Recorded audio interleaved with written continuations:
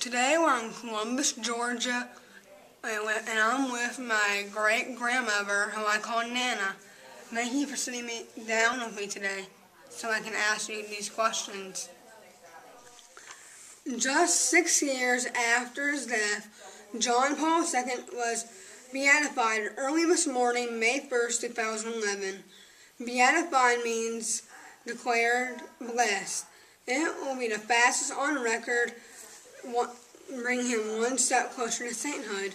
In the Catholic Church, a person who is declared a saint is said to be canonized, officially recognized by the Church. There are many saints I think are wonderful. St. Francis of Assisi is the patron saint of animals.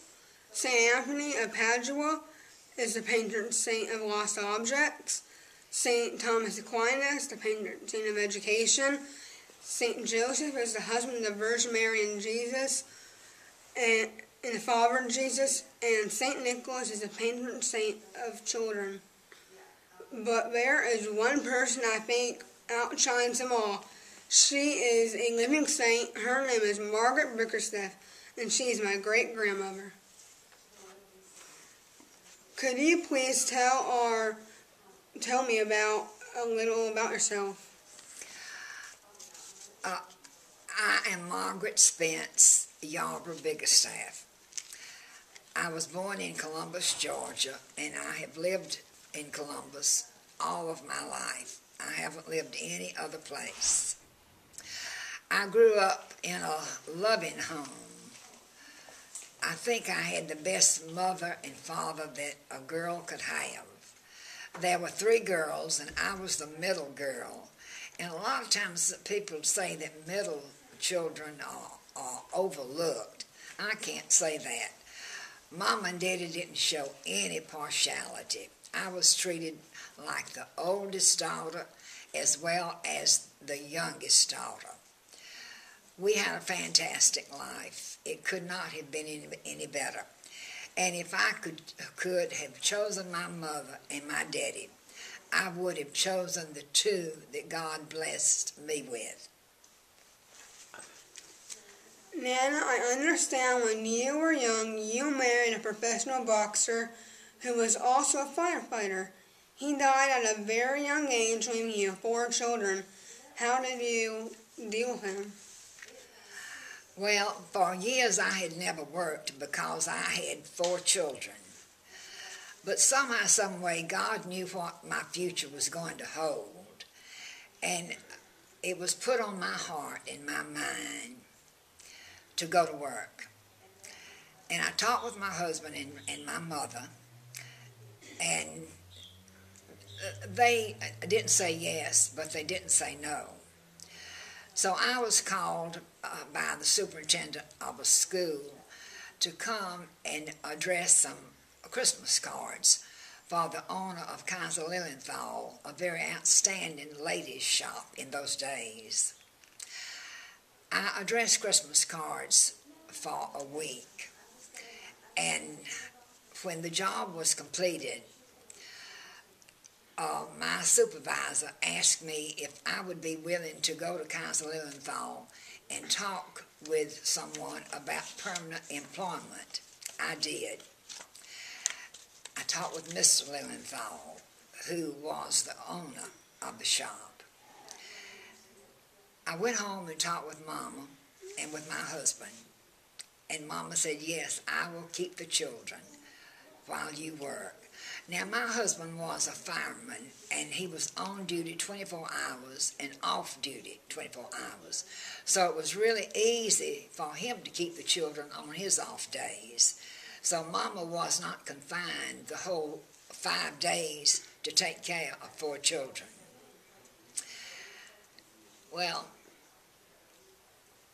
after my daughter was in an automobile accident, I knew I could not work on Friday night and on Saturdays. I needed to be home with my children. So I sought employment elsewhere at Martin Theaters as secretary to the owner, E.D. Martin. And I worked there for about 10 years, and then I went to Royal Crown Cola Company and worked about 10 years, and then I retired. What was your first husband's name? Robert Terrell Yarborough, and he was called for short RT. And can you tell me about more about your my aunt's car wreck and how you dealt with it? All right. I think it was the latter part of 1959. Judy was in a very serious automobile accident and was in the hospital over a month. It was a horrible experience, being told that my daughter would not live by 2 or 3 doctors. I also understand you are something called an Eastern Star. What is that? That is a Christian organization, and it's for women and men. And I went to the Eastern Star meetings for a number of years on a regular basis. I was elected a Star Point, Easter, and I represented Easter, who is in the Bible. I know you got remarried to Frank Bickerstaff, and many years later he passed away. You must have felt tested by God. How did he do it? Well, I really didn't feel tested by God. God has a plan, and he carries his plans through. I knew that he would be with me, that he would not leave me, he would not forsake me. So I had God to lean on during those years. I remember Mama Spence, your mother. She was really sick and you took care of her. You put your whole life on hold. How did you do it? Mama was a wonderful person. She was a strong, healthy person until her late 90s. And she fell and broke her hip. And she was trying to recover from that injury.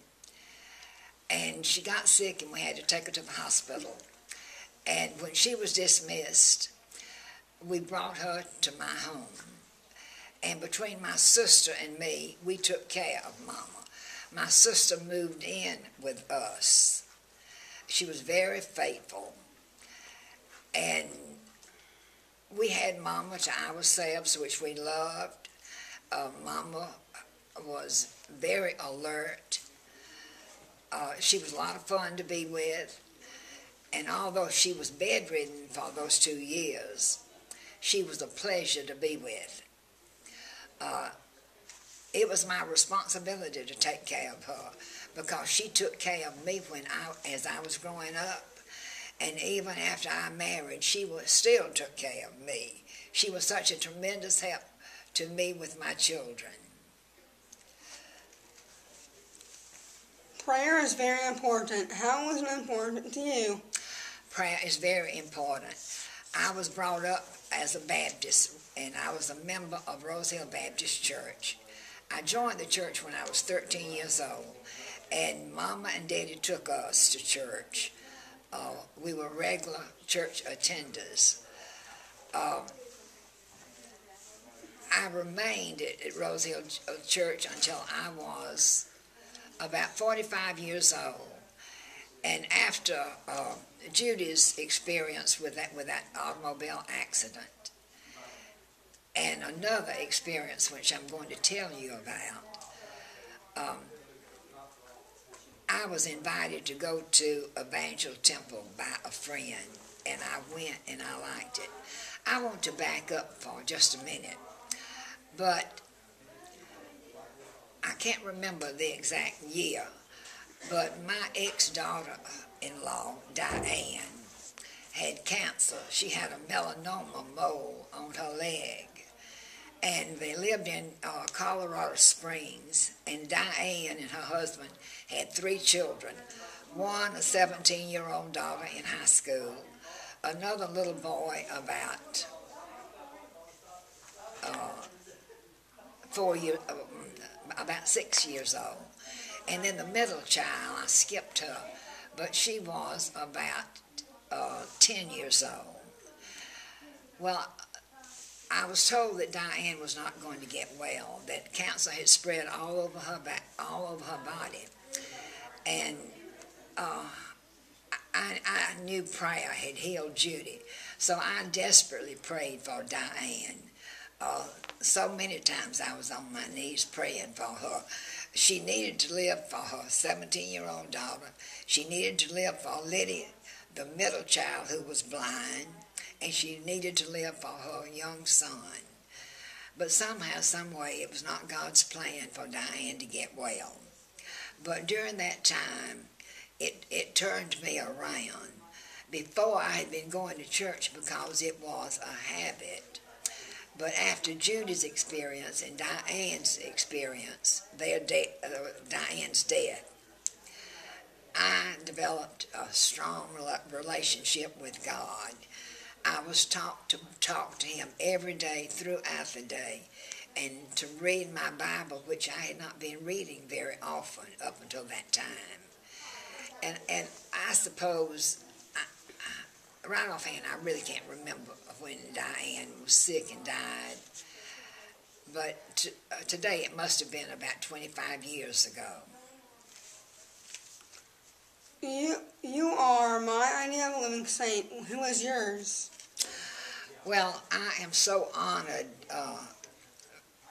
that you think so highly of me, and I don't know if I deserve that recognition, but I accept it because I love to eat.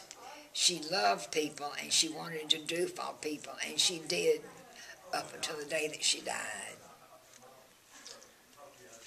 Thank you, Nana. Well, darling, I thank you, and I love you.